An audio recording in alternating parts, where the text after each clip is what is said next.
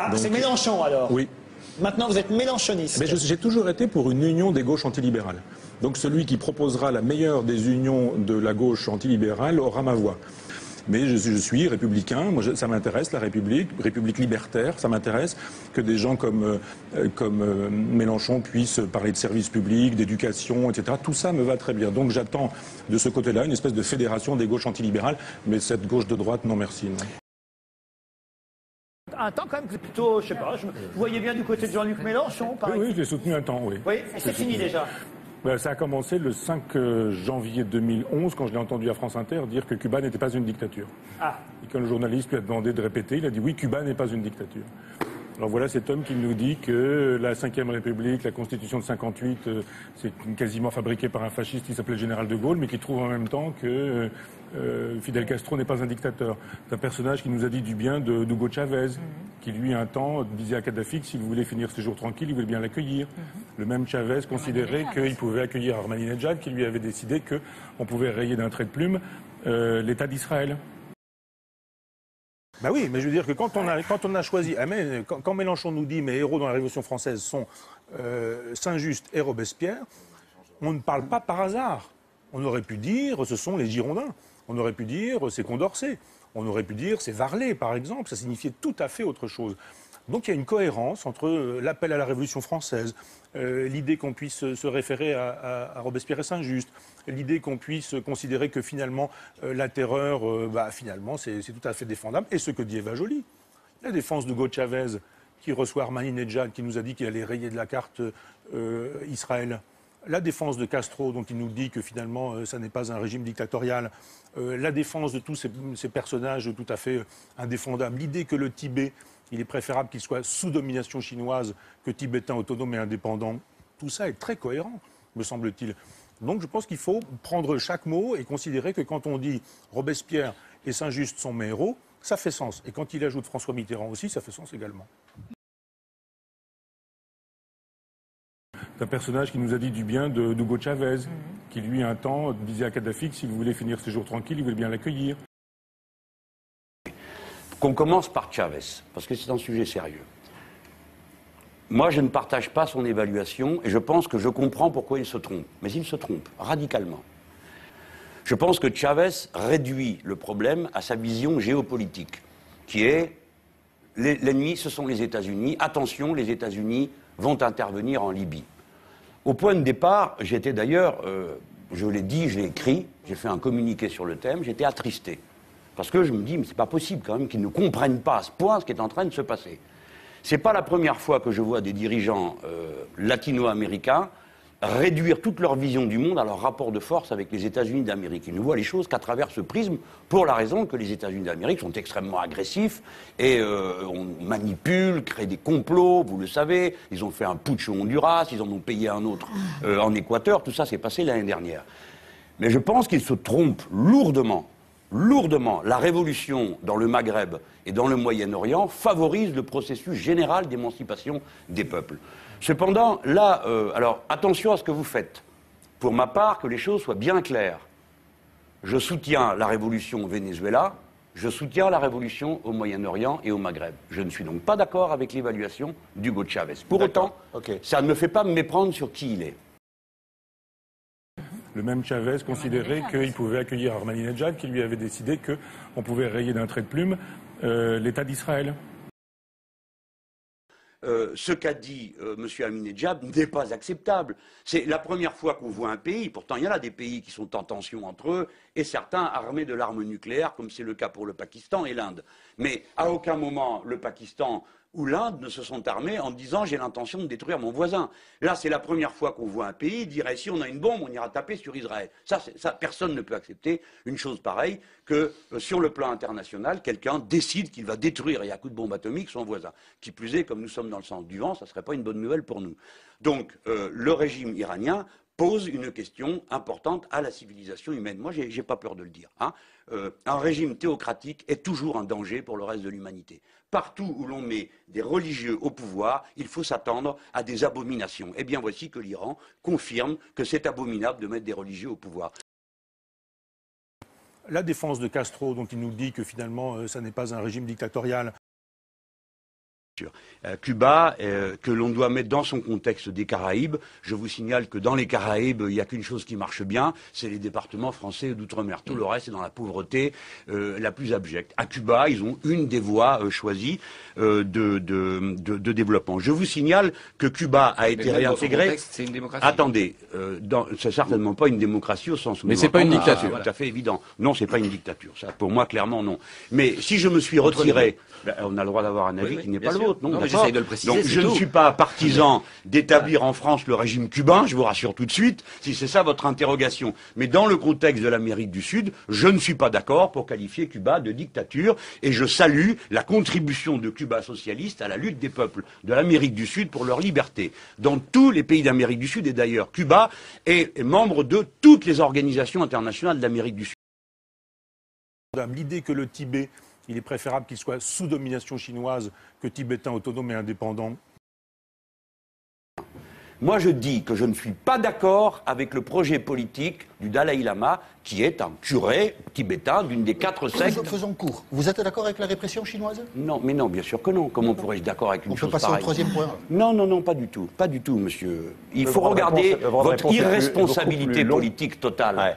Car la revendication du Dalai Lama, c'est l'indépendance du Tibet historique. Vous savez même pas où c'est. Ça représente le quart du territoire de la République populaire de Chine. Ça représente, et il va en expulser ce qu'il appelle les colons, 100 millions de personnes. Pour régler le problème de 300 000 réfugiés à Jérusalem, on y est depuis 40 ans. Alors, supposez qu'un homme responsable dise, si la France a reconnu la Chine dans ses frontières en 1964, et c'était pas Georges Marchais qui a reconnu la République populaire de Chine, c'est le général de Gaulle. Alors on respecte ses frontières et on ne peut pas être d'accord avec un curé qui prétend faire une sécession du quart du territoire de ce grand pays pour y installer un régime clérical. Vous n'avez qu'à lire la constitution que propose le Dalai Lama et en expulser 100 millions de personnes. Bon, d'abord on va mettre de côté quelque chose que vous ne voulez pas dire, mais j'en suis certain.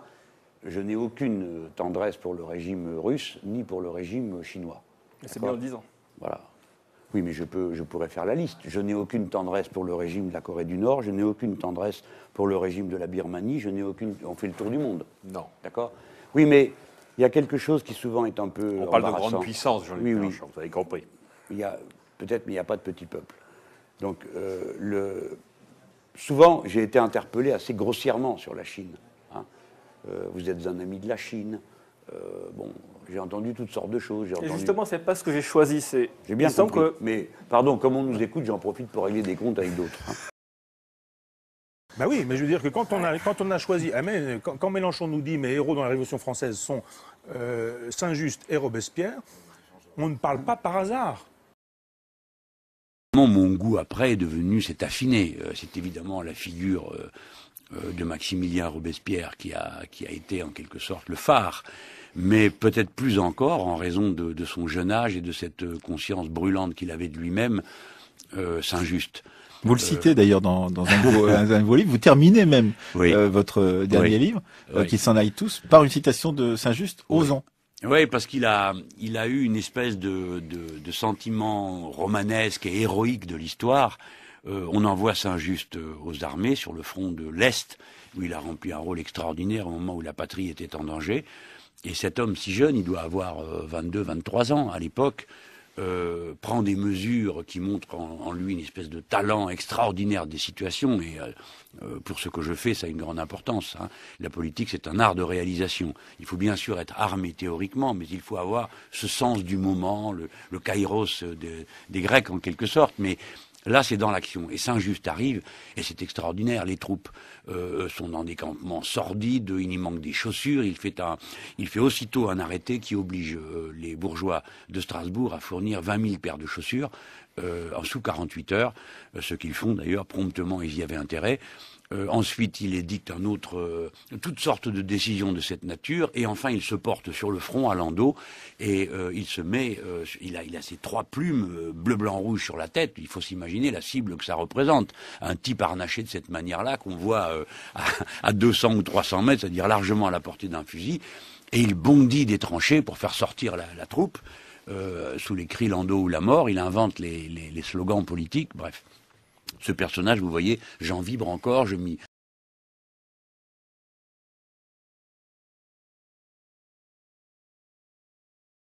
On aurait pu dire ce sont les Girondins. On aurait pu dire c'est Condorcet. Je pensais, pour commencer, à cette fulgurance de Condorcet, arrêtée, sachant bien qu'elle allait être son destin à partir de là, et qui écrit dans un de ses derniers textes un cri d'espoir dans la capacité de l'humanité universelle, et il dit que rien n'est hors de portée de l'intelligence humaine, et il conclut en disant « Nous vaincrons la mort ». Vous avez vu ce peuple applaudir le féminisme, c'est-à-dire la frontière la plus avancée de la liberté que l'on puisse concevoir dans son esprit que de dire ou bien tous les êtres humains ont les mêmes droits, ou bien aucun n'en a, comme l'a dit Condorcet.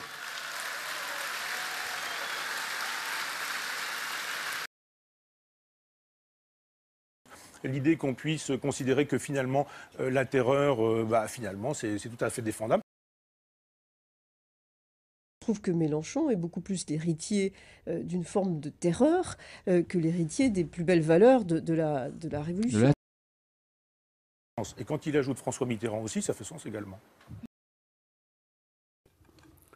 Je le dis parce que le goût des caricatures et de la pensée simple, en quelques mots qui tiennent dans des phrases courtes, c'est-à-dire le format médiatique, nous condamne à être soit des ennemis aveuglés de François Mitterrand, soit des mitterrandolâtres. Entre les deux, il n'y a de place pour rien. En tout cas, il semblerait qu'entre les deux, il n'y ait pas de place pour l'intelligence. Je pense que précisément, c'est l'effet qui est recherché. On ne pourrait pas adhérer rationnellement à ce qu'a été le combat de l'union de la gauche. Et précisément, c'est cela que nous avons non seulement à sauver, mais à reprendre à notre époque. Trop s'en souvenir, hein. Ça pourrait donner des idées. Partage des richesses. Retraite à 60 ans. 5e semaine de congés payés. Semaine de 39 heures payées 40. Hausse du SMIC de 10%. Du minimum vieillesse de 20%. Des allocations familiales de 55%. Création de l'impôt sur la fortune, créé en 1982, abrogé par la droite en 1986, rétabli par la gauche en 1988. Relèvement de 60 à 65% du taux supérieur de l'impôt sur le revenu. Application d'un prélèvement additionnel exceptionnel de 25% sur les revenus supérieurs à 100 000 francs. Pas beaucoup, hein? Nationalisation des 36 principales banques de dépôt et des grandes industries. Alcatel-Alstom, Saint-Gobain, Péchinet, Thomson, Ron-Poulenc et tutti quanti. Le 14 juillet 1986, je veux rappeler à tout le monde, quand on vous dit « oui, mais les privatisations », laissant entendre que Mitterrand, après avoir nationalisé, privatisait une fois le masque tombé. Tout le monde semble avoir oublié que, justement, le 14 juillet 1986, et vous savez que François Mitterrand aimait les symboles, refuse de signer les ordonnances de privatisation, celles qui concernaient notamment Havas, Matra, TF1, Saint-Gobain, la Société Générale et Paribas. Partage des richesses encore, loi Auroux sur les droits des travailleurs, droit d'expression des travailleurs sur leurs conditions de travail, obligation de financement des comités d'entreprise, droit de retrait pour les salariés en cas de danger. Émancipation et liberté. Doublement du nombre de bacheliers sous les deux septennats de François Mitterrand. Création du bac pro en 1985. Abolition de la peine de mort. Légalisation des radios libres. Suppression de la Cour de sûreté de l'État et des tribunaux militaires. Abrogation des lois anti-casseurs.